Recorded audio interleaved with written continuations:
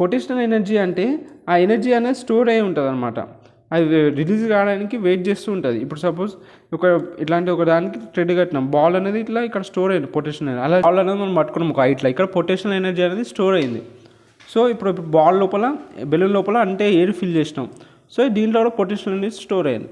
So ఇట్లా ఒక స్లోప్లో dog అనేది ఇక్కడ నిలబడ్డది. సో ఇక్కడ చాలా high amount of potential energy అనేది చాలా ఉంది. ఒక్కసారి రిలీజ్ చేసినాకనే ఆ పొటెన్షియల్ ఎనర్జీ కాస్త కైనెటిక్ ఎనర్జీ లెక్క మారుతుంది.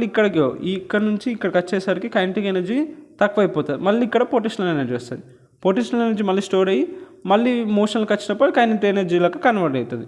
సో పొటెన్షియల్ ఎనర్జీ ఫార్మ్ ఏంటిది? ఎంజీఎస్ అంటే mass into gravity into height. Whereas మనకి ఇక్కడ వచ్చే కైనెటిక్ ఎనర్జీ వచ్చి హాఫ్ ఎంబీ స్క్వేర్. ఇక్కడ మోషన్ ఉంటుంది కాబట్టి ఎనర్జీ, అందుకే ఇక్కడ వెలాసిటీ వచ్చింది. Half into mass into velocity v².